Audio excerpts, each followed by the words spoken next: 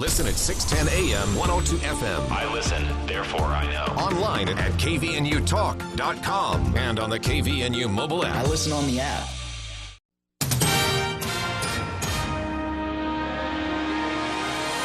KVNU News Time is 5:03. I'm Bill Walter with this news update.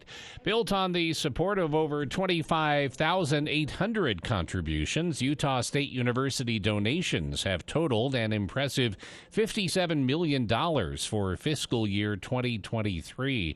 The contributions were received from July 1st, 2022 to June 30th, 2023. The school came into the new fiscal year after setting an all-time fundraising record of more than $110 million for the fiscal year ending June 30th, 2022. That was a 137% increase over fiscal year 2021's total of $46.8 million. And 2022 was also the first time the university surpassed $100 million in fundraising. The school announced that since 2018, average annual fundraising amounts have more than doubled. More than $20.3 million came this year from about 4,000 alumni donors, with another $2.5 million from 534 faculty and staff. Also, during this year's fundraising season, which ended in June, 62 first-time endowment donors gave more than $4 million to support 1,835 students. Every year, donations are received from all 50 states in the District of Columbia and from 27 counties in the state, led by the $10.5 million from 2,627 donors in Cache County and $10.4 million from 764 donors in Salt Lake County. According to Matt White, Vice President for Advancement, every donor creates meaningful impact, and this year they are particularly grateful for the incredible number of people who have chosen to give to Utah State. KVNU News Time is 5:05. KVNU weather for tonight. Mostly cloudy, rain likely this evening, then rain and snow after midnight. Little or no accumulation, low in the mid-30s, and then cloudy with snow and rain likely in the morning tomorrow. Partly sunny, rain likely in the afternoon. Little or no accumulation, high temperature in the upper 40s. Partly sunny and mid-40s on Wednesday. It's been to 61. It's 55 right now at KVNU. KVNU weather brought to you by Napa Auto Parts. Weather is changing, and Napa has what you need to have your car ready for winter. Get more cranking power with a Napa Legend or AAA battery at your 5 locations of Napa Auto Parts from Preston to Providence. KVNU News Time is 5:06. A man was shot and killed after Ogden police said he repeatedly pointed a handgun toward them and refused to drop it. They reported to a report just before 1:10 a.m. Sunday of an intoxicated man acting erratically with a firearm. 7 officers responded to the home at 200 North Eccles Avenue, where they said they were confronted by the man outside.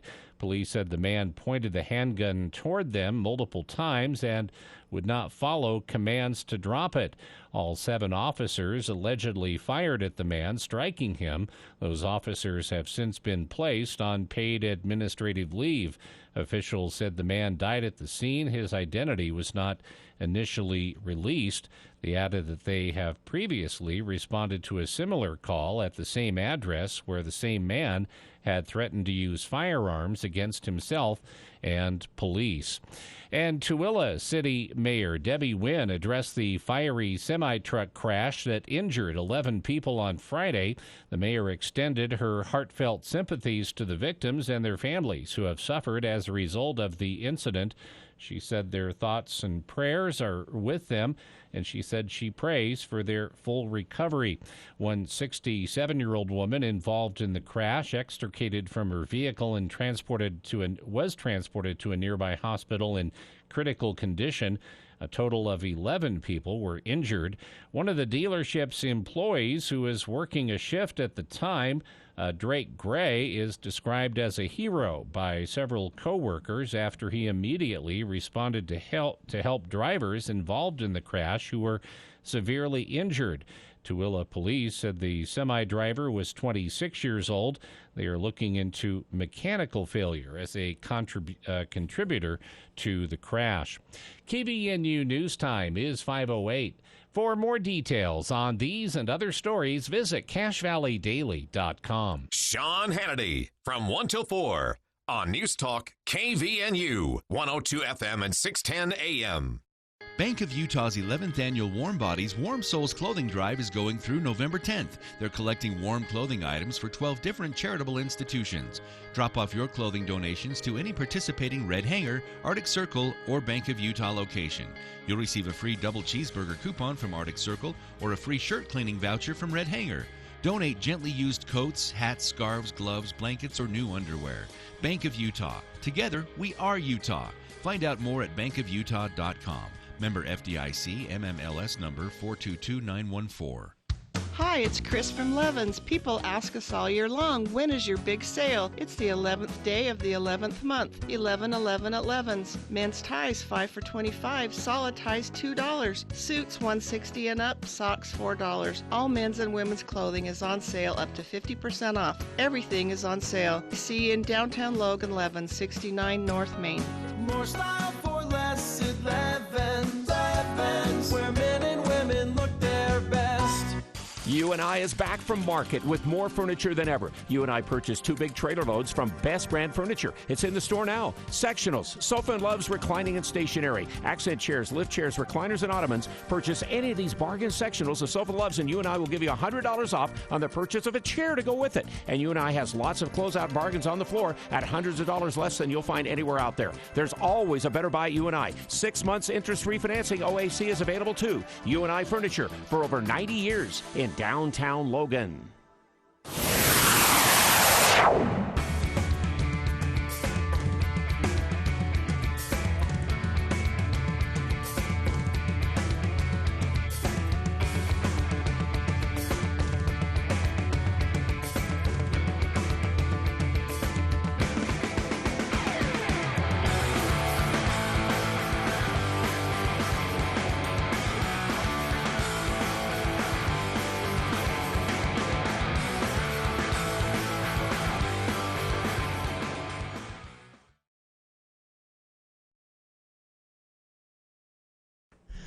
Welcome back to KVNU's For the People, Hour 2 of today's show.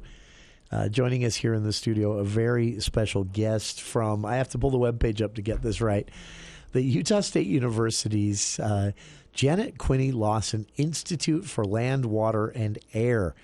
Anna McEntire here in the studio with us. Anna joined us last month with a preview of a report presented to Governor Cox and the state legislature each year by Utah State University's Institute on, well, Utah's land, water, and air. That report has now been published. The governor has discussed it. It will inform a lot of bills headed into the legislative session starting mid-January.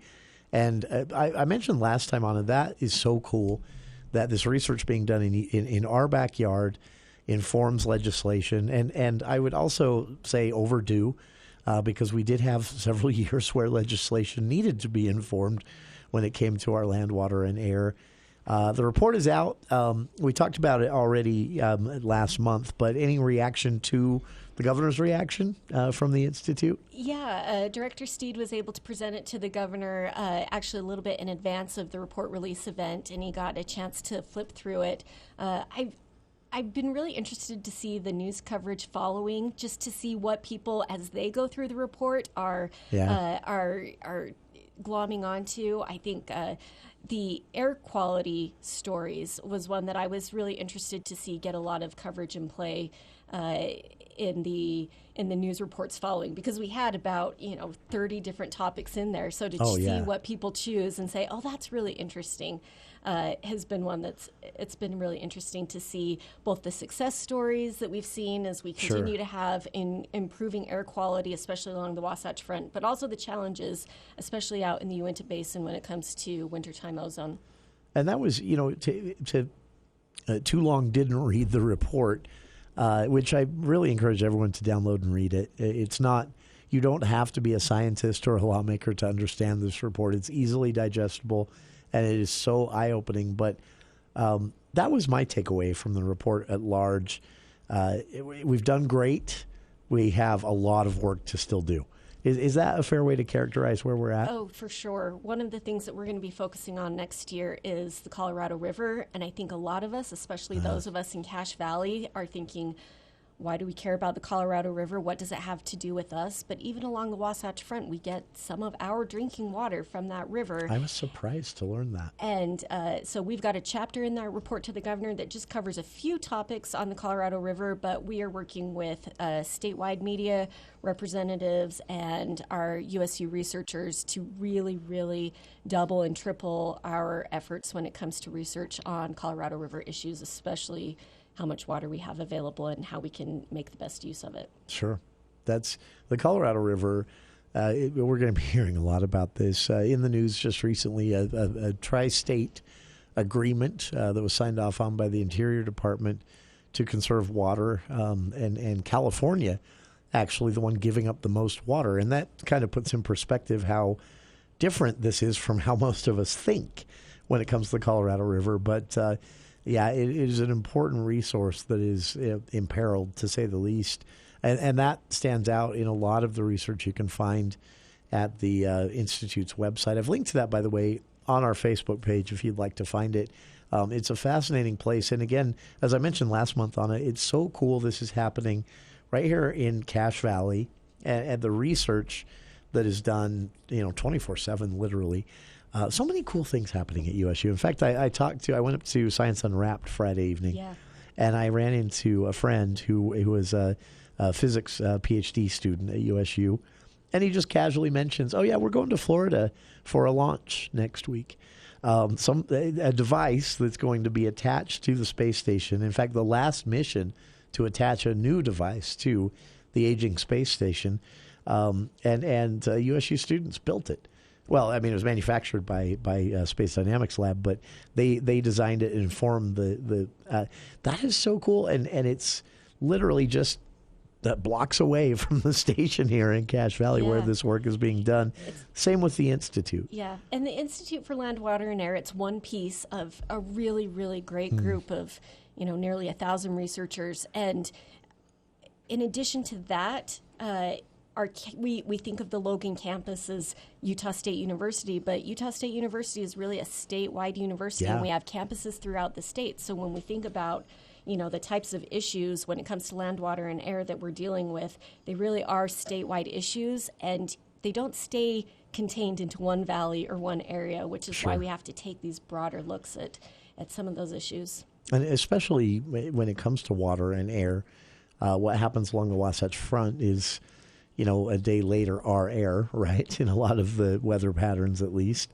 And so you can see how everything's connected. And in a reverse order, our water right now, I shouldn't say our water. In fact, I'm trying to get away from those types of phrases because I think we need to think about it differently.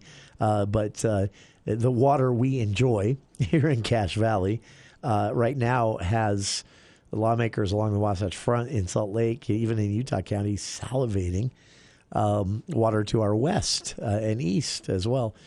So it is all connected, and the more informed these discussions can be, considering that we have a citizen legislature, and they all do their best, but it is impossible for them to be experts on everything. And yet they are going to vote on legislation that could dictate the next 10 years of water management or what we do about air quality or more. That's right. And so that's why this work is important, right? To have this pipeline to get the results of research at USU and what the experts there in all of those labs and all of those departments and all these institutes have to offer as far as education goes, and to just shoot that directly into the veins of the legislature. Yeah, that's amazing. As a bridging organization, trying to operate between these two spaces, it's just, policy is going to get made, it has to get made, whether their information is available or not. And so as long as we are just doing the best we can to make sure that we are really, really helping to help policymakers make good decisions with as good of information as possible, I think that that's the goal. Sure. Again, you can connect with the Institute and find out about everything we've been discussing, everything we're going to discuss, and more via their website, usu.edu/ILWA, Institute for Land, Water, and Air. I've linked to that on our Facebook page. The Janet Quinney Lawson Institute is also connected very closely with the efforts to save the Great Salt Lake. In fact, Director Brian Steed, that you just mentioned, is also serving as chair of that committee or commission that was convened by the legislature overseeing what the efforts to restore the lake, get it back to a much healthier state, and USU research will also inform that. Coming up, though, Anna has an announcement. This is a big announcement because it means this same thing we're talking about here, the research of the Institute, the educational opportunity the Institute provides as you, I like that phrase, on a bridging entity between policymakers and researchers. They're going to have an opportunity to apply this directly in our communities, in our region here in northern Utah. And Senator Chris Wilson was key in getting the ball rolling on this. We'll talk about it. The granting opportunities that are going to be available here in Utah going forward, and what they're for. Anna McEntire, our guest here in the studio from the Janet Lawson. I thought I could do it from memory. I'm going to have to scroll back up. Janet Quinney Lawson, Institute for Land, Water, and Air at Utah State University. And we'll be back right after this. I'm Larry Gelwicks, the getaway guru with Morris Columbus Travel and Apple Vacations, with double discounts on your air and hotel packages to the sunny beaches of Hawaii and Mexico, to Europe and the Caribbean, and you save like never before. And for the best travel deals on the planet, give us a call at Morris Columbus Travel. Come on and get away, Morris Columbus. Hi, this is Gordon Deal. Tuesday on This Morning, America's First News. In a suburb of Northern Virginia, experts are looking for Election Day clues about campaign messaging that may work in next year's presidential race. Also, how disgruntled workers can land a new job. And are the disgruntled ever truly happy? And the best cities for holiday shopping based on things like affordability and retail accessibility. Tuesday on This Morning, America's First News. From 4 to 6 on News Talk KVNU, 610 AM and 102 FM. Your station for news and talk. This is Mark Anderson. Come celebrate a white Christmas with Anderson Seed and Garden. I'm dreaming of a white Christmas. Come celebrate white Christmas with Anderson Seed and Garden. We are potentially giving away $40,000 in merchandise for the first 50 people who spend $500 or more on holiday and Christmas decor between now and November 24th. If it snows at least 4 inches on Christmas Day and you made a qualifying purchase, your purchase is free. But you only have until November 24th to qualify. Only at Anderson Seed and Garden, Logan. See store for official rules.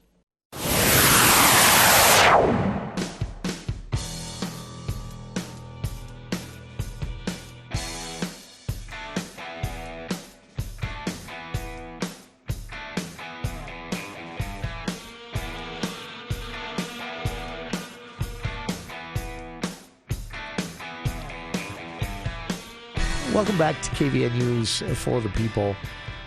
Our guest here this hour, Anna McEntire of the Janet Quinney Lawson Institute for Land, Water, and Air at Utah State University. We've talked about the report presented to the governor each year, the reaction to that. The report is now out. You can download it, and I recommend you do.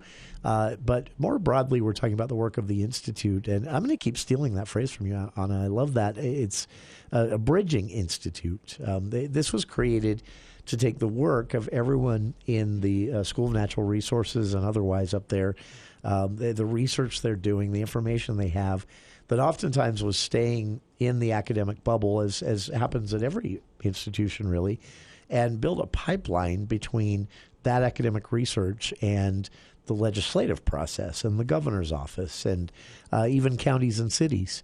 And it's an amazing idea. I'm so glad it's happening. It really, really helped already in inform legislation. And as far as the name implies, of course, when it comes to our land, water, and air, Anna, I was thinking about this after we spoke last month. This is one of those things where you don't get a do-over.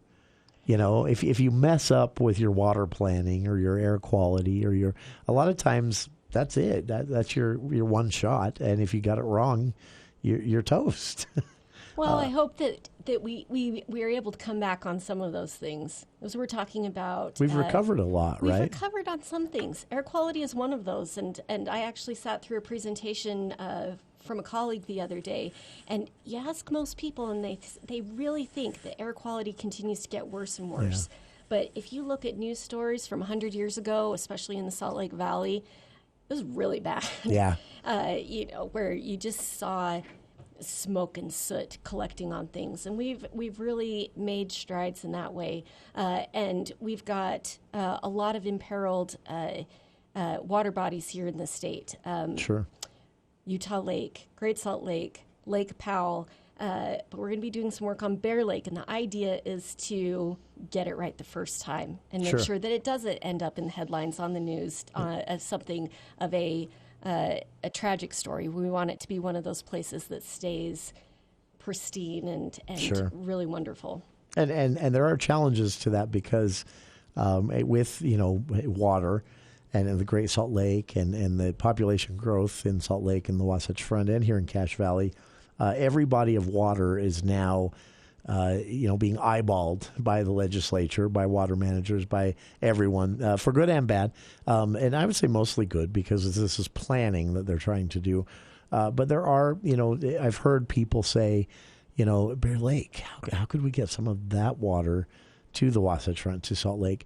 Not that that's evil, or I'm not implying that, but if you're not careful, you could severely damage that lake, as we have the Great Salt Lake and trying to recover from now. This is so cool.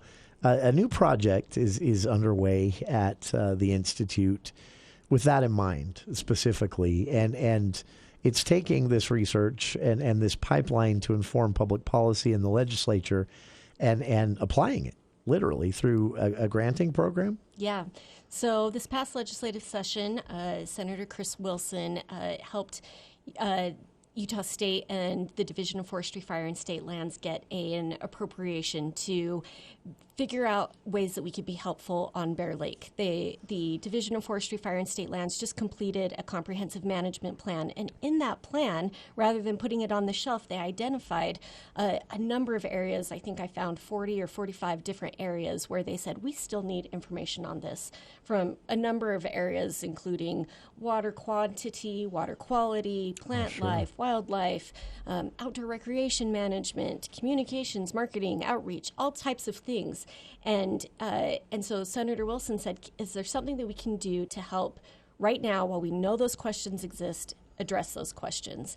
And so we've been working over the past 6 months to set up a really new, innovative type of program where we went out to all of our researchers at the university, not just in natural resources, not just in hydrology, and said, if you have an idea of how you can provide value on Bear Lake or the surrounding area, we want to hear about it. We told them what the priorities were based on the plan, so cool. And we got more than 20 applications for research funding, and that included faculty research projects, graduate student research projects, and even classes, undergraduate classes and graduate classes, who could spend their semester addressing some type of research question on the lake. That is fascinating.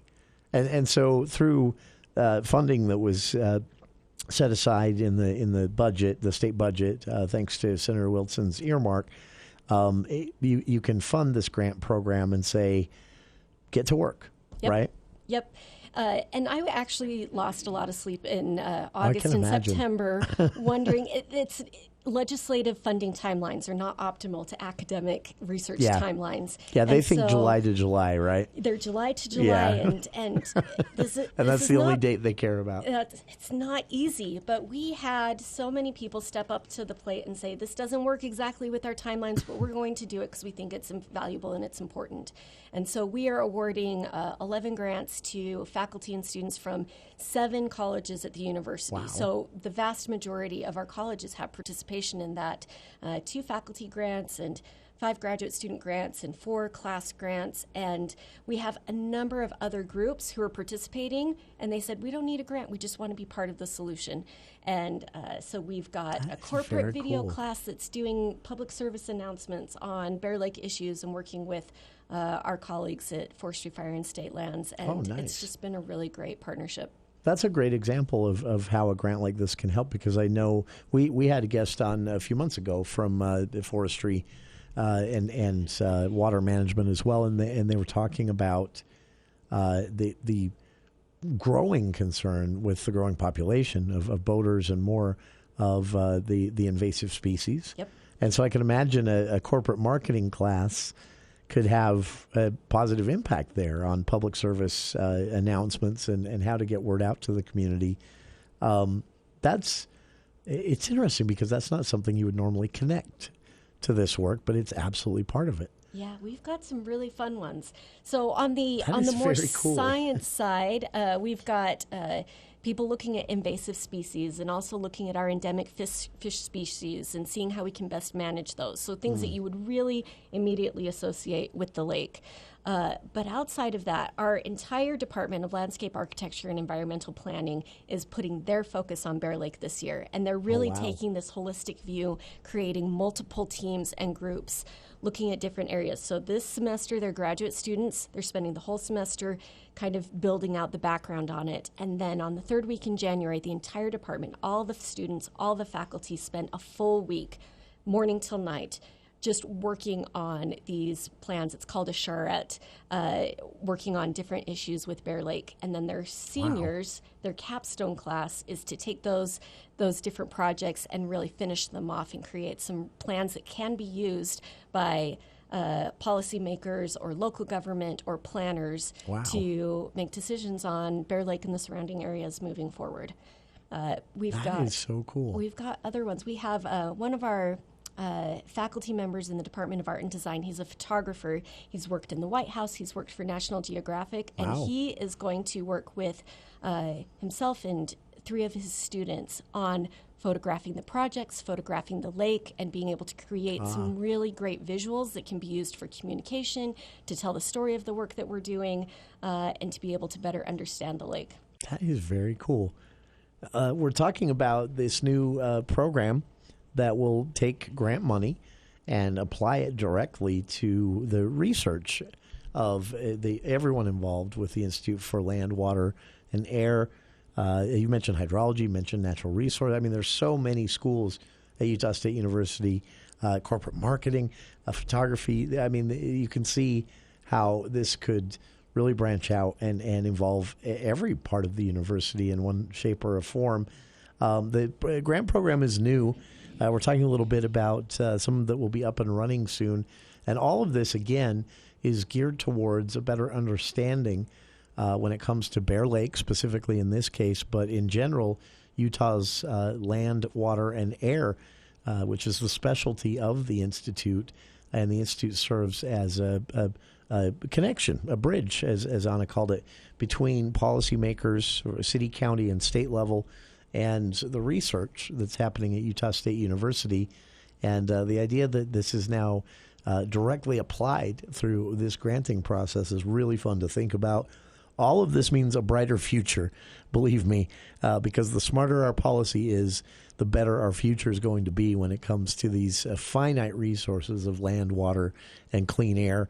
So stick with us. Anna McEntire of the Janet Quinney Lawson Institute for Land, Water, and Air is our guest this hour. If you have a question, of course, join us, 753-5868. We'll take a quick look at the news now with KVNU's Bill Walter.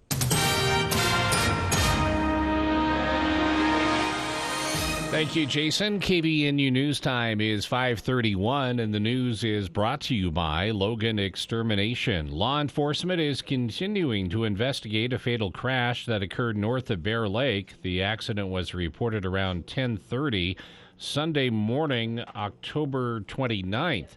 Near Ovid, Idaho. According to the Idaho State Police, a 2011 Hyundai Santa Fe was traveling northbound on Highway 89.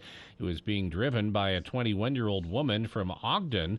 About the same time, a 2003 Cadillac DeVille, driven by a 54-year-old male from Ogden, was traveling southbound on Highway 89.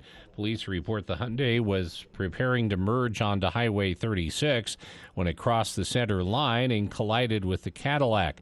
The driver of the Cadillac was not wearing a seatbelt. He was transported by medical helicopter to a nearby hospital where he later succumbed to his injuries. 2 passengers in his vehicle were also transported by ground ambulance to a nearby hospital. The identities of the victim and other injured passengers were not released by law enforcement. Police report the driver of the Hyundai was wearing a seatbelt and did not need to be hospitalized.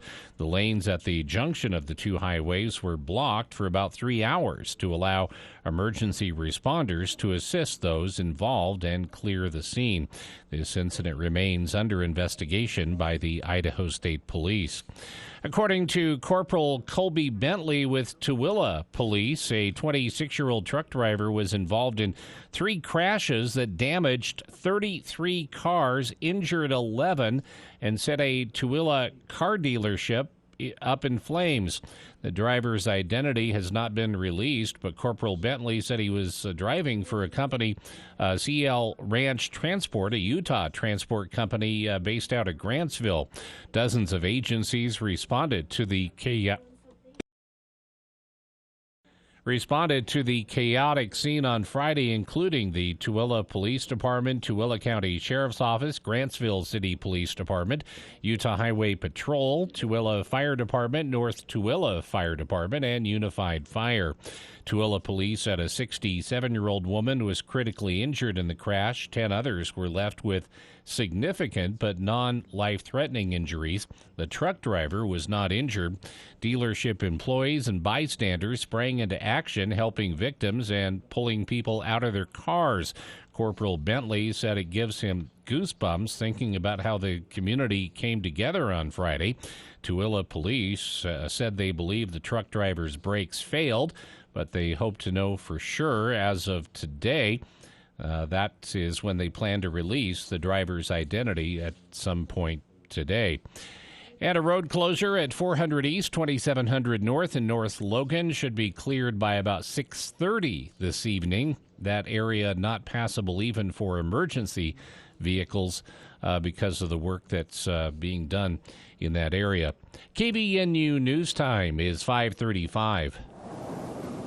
Even though the weather's grown colder, you still have time to have your fruit trees pruned. Logan Extermination says your trees need to be trimmed back in order to achieve success next year. And this is the first step to a bountiful harvest. However, you could do more bad than good if you don't know what you're doing. Save the headache and call Logan Extermination today and get a jump on tree pruning. Prices will vary depending on your needs. Logan Extermination, 752-8450.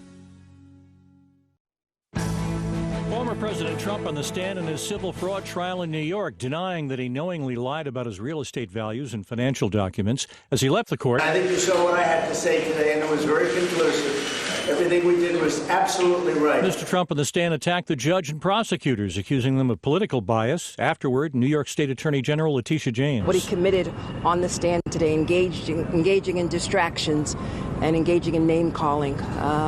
But I will not be bullied. I will not be harassed. Israel will be in charge of security in Gaza, says Prime Minister Benjamin Netanyahu in an exclusive interview with ABC's David Muir. When we don't have that security responsibility, what we have is the eruption of Hamas terror on a scale that we couldn't imagine. A second Aurora, Colorado police officer has been found not guilty in the death of an unarmed black man who was put in a chokehold. Gasoline prices down after another 8 cents on average. Chuck Sievertson, ABC News. KVNU weather for tonight. Rain likely this evening, then rain and snow after midnight. Little or no accumulation, low in the mid-30s. Cloudy snow with rain likely Tuesday morning. Partly sunny, rain likely in the afternoon tomorrow. High in the upper 40s. Partly sunny, mid-40s on Wednesday.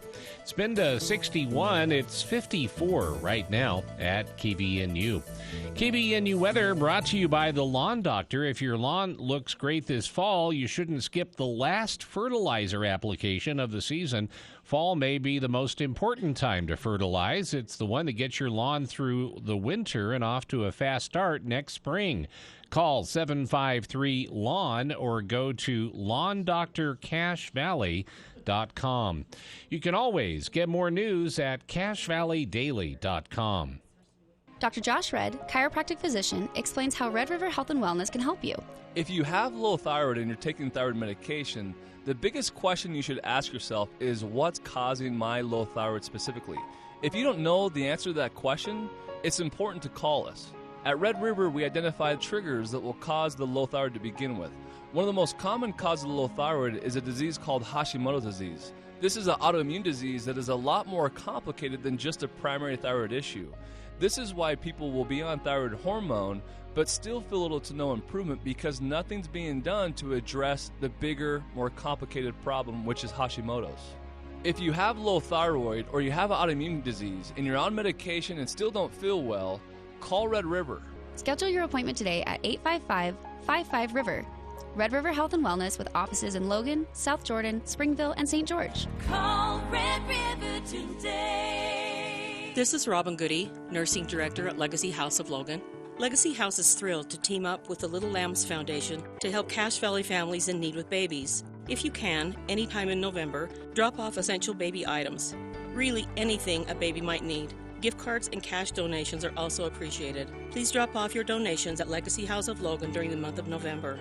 With your generous contributions, Little Lambs has been able to touch the lives of countless young ones. For more information, please call Legacy House of Logan. Thank you.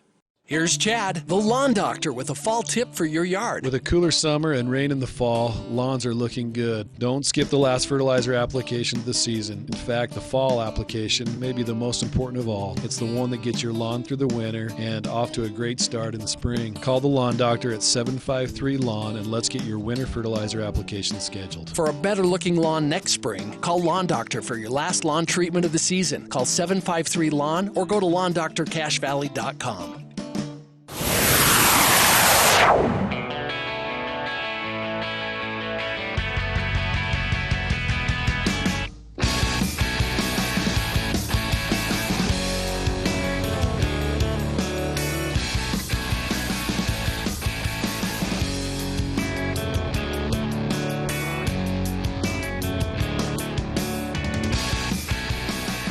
Welcome back to KVNU's For the People. Speaking this hour with Anna McEntire of the Janet Quinney Lawson Institute for Land, Water, and Air. She's talking to us about a lot of different aspects of their work there. From we started out the recent report presented to Governor Cox and the legislature, the annual report on Utah's land, water, and air, where we're at, where we've come from, where we're going. And all of this, again, a goal of a successful goal so far, thankfully, of better informing public policy by, creating this pipeline from the researchers at Utah State University in all of the different schools of research that are, active every day up there, and then funneling that information straight into the legislative process, the governor's office, cities, counties, if they're interested. It's a fascinating idea, and I'm so excited to see this underway.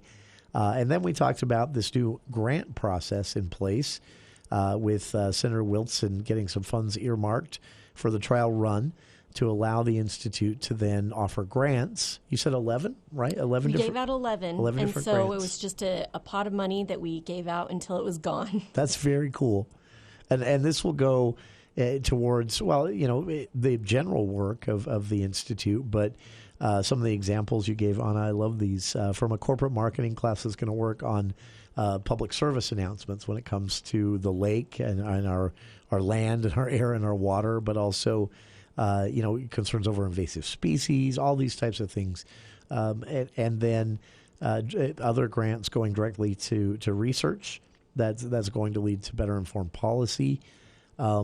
It's a fascinating idea, and this is Senator Wilson had talked about this a little bit when we had him in last, but I'm curious if he's communicated to you what he calls a success, because I assume this is something he'd like to see keep happening.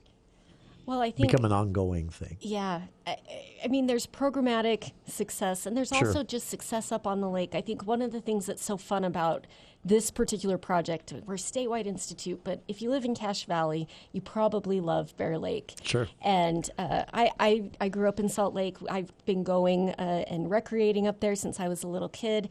And, you know, one thing, if you've been up there in the past little bit, you don't need the stats to tell you there's been a 300% increase in visitation over the past 10 years. And I think the 10 years before that, there was also a 300% increase. So we're just seeing this exponential growth of people who recognize that it's a really special place, but that puts a lot of pressures on the lake. It puts pressures on the community. You've got so many different stakeholders up there, second homeowners and people who try and live there, and you've got this LeBeau's had to expand their hours. Exactly. But you still have this huge summertime boom, but then a real wintertime doldrums, and that makes it really hard for the economy up there as well, for the support systems that need to be up there to make this place work. And so it really takes, I think one of the things that I've realized being part of this Land, Water, and Air Institute, it's not just natural resources that it takes to make really great natural resources in the state. We need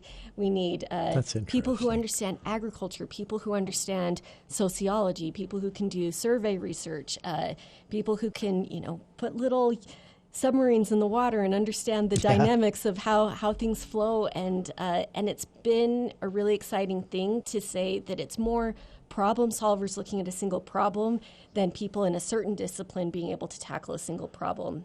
And one of the exciting things is we're going to, all of these people that get these grants, they're going to have to talk to each other. They're going to have to get to know each other. They're going to have to understand how they fit into the bigger piece. Sure. And that makes a community of experts on campus who understand the big picture and just not the little piece that they're looking at on the lake.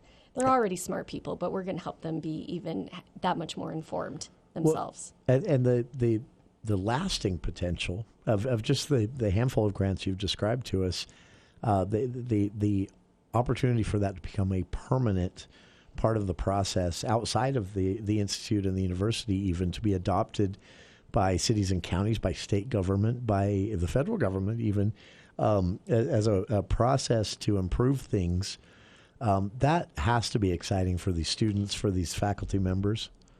What have they said so far? Was there a big announcement ceremony? Yeah, a week ago Thursday, we announced, we emailed everyone in advance, but then we brought them together at an event, and we had our external stakeholders there. So he had the Deputy Director of Forestry, Fire, and State Lands, as well as the Director. We had Senator Wilson was there, Pacificorp, Bear Lake Watch, Mike Lenhart, the Mayor of Garden City. So really, it's one of those things that's real in a way that we are working with the people already who are going to be using this information. So they've been able to dialogue with the researchers as well. And so it's been really exciting to connect them together. And everyone seems really energized by, I've been at the university a long time, and I don't think that there's been a program quite like this, where we're all from all of the colleges working on a single problem at the same time. And from the federal government, it's a real it's a real special thing when you can get people working on those. So the hope is that this state money will be able to leverage larger projects in the years to come, where people can come together and get some of those really big grants to continue to address some of these things on Bear Lake. And then fascinating to think too of the connection, the personal connections that are being built here, because you just mentioned the idea that the mayor of Garden City would have the cell phone number and email address of some people researching things that would apply to Garden City planning, whether it be housing development or roads or what have you, and they can talk with these researchers. That, to me, is really the best case scenario. That's what we're supposed to do. We're the land-grant university. That's exactly what we're supposed to be doing. That is so cool. Making sure that the research and knowledge and experience at Utah State University is not siloed in an academic environment, but is translating through to the legislature, to policymaking, to cities, counties, to the public. That is, of course, that's not new to the university, but this is a new sort of hyper approach to this, right? Through the institute. Yeah, this is something that I hope we get to see a lot more of, that this becomes more of the pattern where instead of, working in silos, that we continue to find new ways to create these unique connections that helps us solve problems in different ways and more holistic ways. That is, and also this is not happening in sort of a debate style or anything like that. You're not sitting a lawmaker from southern Utah down and saying, no, you're wrong. It's nothing like that, right? You're taking this information, you're putting it out there, and you're saying, consume this, understand this. And that leads us to another part of this that I noticed this. I mentioned it already with the annual report that comes out. This is all really digestible. I'm not a scientist. I did attend USU, and I was forced into some labs here and there, and I know that certain terminology. I have friends up there, but I'm not in that world, and so. But this was all still something I could read and understand, and conceptualize on a broad scale, and I think that is so important because you have lawmakers who are going to be working on bills. Regarding housing, stop signs. There's a bill coming up on whether or not we should be charging more for our water in Utah, charging higher rates and things like that. All of this will be discussed, and this research informs all of that, and it's just there for them to grab. Academic research and journal articles, they matter, and they are the way that we can be super accurate and super detailed with the research results we're getting. But it takes that extra step to translate it, to make it into a format that's usable for a different audience, and that's what the Institute tries to do, just to translate it into the best language that can be used very quickly by policymakers who have to know a little bit about so many different things. Sure. And so you just have time and executive functioning of your brain is at a premium, and we try and make that as easy as possible to just understand the most important kernels. This is an opportunity here as well. This was a story from a couple of years ago out of the Boise area, but a Boise State University marketing class reviewed Idaho's invasive species public campaign, their public service campaign, the TV ads and radio ads that they were running. And the marketing class came back and said, you are wasting taxpayer dollars. This is not effective. You're going about this all wrong. And that had a positive effect in two ways. One, taxpayer dollars were going to something more effective, but also it created this relationship between the state and these marketing students and staff at Boise State University. That's what we're talking about here, right? One of the grants that we gave out, it's going to a research communications graduate student class, and their job is going to be to work with every other researcher who received a grant to make sure that they have the tools they need to make it easily accessible to whoever needs to understand their results after the fact. So that, along with our visual component pieces, along with the assistance the Institute's going to provide, it should make sure that every research piece that comes out of this project is easy to understand, relevant, has a potential policy impact, and is poised to really make a difference that's positive in the state. That is, please tell me someone's writing a book. Just collect it all, put it all in a book. We are going to make a coffee table book. Please. I want to read that so much. And post it. But it's just, this is a fun one because I love Bear Lake. I think so many of us love Bear Lake. We had a panel at this announcement activity with our external stakeholders. So it included Bear Lake Watch and Garden City and Pacificor. And the last question that Director Steed asked was, what is your favorite moment at Bear Lake? And everyone had one. Everyone had a point in time that they could connect to and say, that's why this place matters to me. Yeah. And I think so many of us do.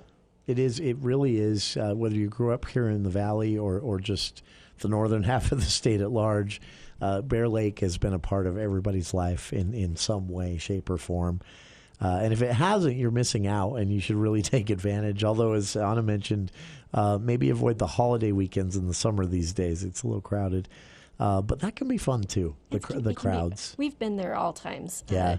I showed a picture at that event of me there in May this year, and there was about 4 feet of snow still, and I was in my work shoes. I wanted to take a picture, so I went out barefoot in the snow to go out and get the photo. But any time of year is a great time of year up at Bear Lake. Oh, it's a beautiful place, and one worth preserving. And this again is an effort connecting a lot of different organizations, from counties and cities to the state legislature and the governor's office to Utah State University's Janet Quinney Lawson Institute for Land, Water, and Air, all with avoiding the current situation that exists around the Great Salt Lake, where we're going to have to pay a lot more in taxpayer dollars to rescue this now embattled lake. We can avoid that at a third of the cost through getting ahead of it when it comes to Bear Lake, and that's one way to think about this. But also, as you mentioned, Anna, this is a resource that has touched all of our lives in some way, and seeing it damaged or depleted in any way would be such a shame. It would. And this work will prevent that. Fascinating stuff. A new grant program for projects related to the lake. The report, again, out and available via the website I've linked to on our Facebook page. I've also linked to some news stories about reaction to the report when it came out from the governor's office to legislative leadership and more. And all of this happening through Utah State University's Janet Quinney Lawson Institute for Land, Water, and Air. Anna McEntire of the Institute, our guest this hour, and we'll be back right after this. Hi, this is Bob Larson with LSS Insurance. So many Medicare plan choices. Medicare annual enrollment is now through December 7th. Don't let TV ads trick you. Come see us at LSS Insurance. We will compare plans, answer your questions, and assist you in every step of the way. There's no cost to work with us, so please call 752-9493. Why not take advantage of every benefit available? Come see us or call us at 752-9493. Fall is here. This is Mark at the Sportsman on Main Street. I invite you into our amazing store to see the new fall collection of amazing clothing, shoes, and outerwear for women and men. We have brands like Cool, Fiore, Fjallraven, and we have brought in some new brands from Europe that you will love. Trust me, you will look truly unique in whatever you buy from the Sportsman. Come in and let us take care of you. You'll be glad you did. For over 75 years, come and see us at the Sportsman on Main in downtown Logan with tons of parking in the back. UNI is back from market with more furniture than ever. UNI purchased 2 big trailer loads from Best Brand Furniture. It's in the store now. Sectionals, Sofa and Loves, reclining and stationary, accent chairs, lift chairs, recliners, and ottomans. Purchase any of these bargain sectionals of Sofa and Loves, and UNI will give you $100 off on the purchase of a chair to go with it. And UNI has lots of closeout bargains on the floor at hundreds of dollars less than you'll find anywhere out there. There's always a better buy at UNI. 6 months interest-free financing OAC is available too. UNI Furniture for over 90 years in downtown Logan.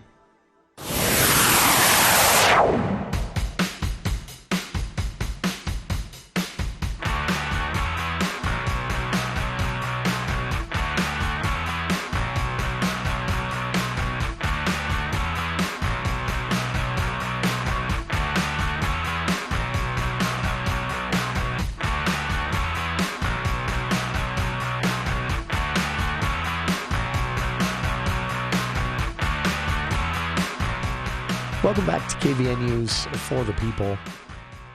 Really a pleasure to invite Anna McEntire into the studio again. This is the second visit in as many months that she's been with us. Last month, we did a preview of the annual report to Governor Cox and the legislature on Utah's land, water, and air from the Janet Quinney Lawson Institute at Utah State University. And that report is now out. I've linked to some of the reactions from the governor and the legislature as well. We talked about it here on the show. Really recommend you download the report and read it. It is extremely digestible, and it paints a picture of a lot of progress and a lot of work yet to be done when it comes to our land, water, and air. This hour, we've spent most of our time talking about Bear Lake, a new grant program in place, 11 grants awarded so far to students and faculty at Utah State University to begin work to apply their research directly to decisions that involve Bear Lake, Garden City, a really, really important natural resource here in northern Utah that is a part of all of our lives in some shape or form.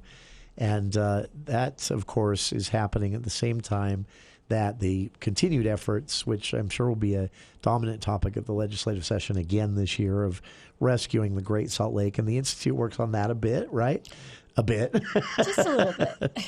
Kind of driving the whole thing, really. Yeah, so we are part of a partnership called the Great Salt Lake Strike Team. It sounds very violent. We're not bombing the lake. We're just trying to work on a... The legislature loves that stuff. They do. Strike Team, Task Force, yeah. But it's a really fast-paced partnership that we have with our friends at the University of Utah, as well as 3 state agencies, Department of Natural Resources, Department of Agriculture and Food, and Department of Environmental Quality. We all sit around a table and try and come up with good data, good solutions that we can take to... You people are brave. That is a lot to take on. It is, but it's been... I mean, our job is to help provide data so that our legislators can make better solutions on the lake. And that includes just seeing where we are, where the lake elevation's at, salinity, how we're using our water in the watersheds. And then for some of those key policies that legislators might be looking at, digging into the numbers to be able to say, is this feasible? What might the challenges be? What does the science say about them? To help provide enough background to make better decisions on what we might do, what investments we might want to make when it comes to Great Salt Lake. Sure. So important because, what we do, Nathan Dowgs of the Cashwater Conservancy District put this really well on the show one day. He said, decisions regarding the Great Salt Lake and saving it, if not done carefully, could just kick the problem upstream, literally, to Cache Valley, to northern Utah, to the Bear River area. That's all avoidable, but we have to know to avoid it, right? Yeah. I mean, there's no single silver bullet for addressing all the issues on the lake. It's a systemic problem, something that all of us need to come up with. It's going to take a lot of different solutions to address the declining levels on Great Salt Lake, but we all tend to benefit from the decisions that we make. It's all of our problem, but it's all of our solution as well. Sure.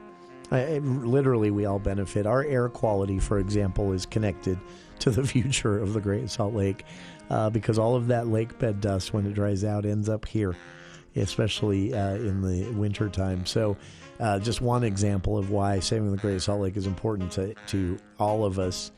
And it's being informed, and decisions are smarter thanks to the work of everyone at the Janet Quinney Lawson Institute for Land, Water, and Air. And Anna, a pleasure to have you in the studio again. Thank you for making the time. Great to be here. To our listeners, pleasure to have you with us as well. Join us tomorrow. Dave Ram.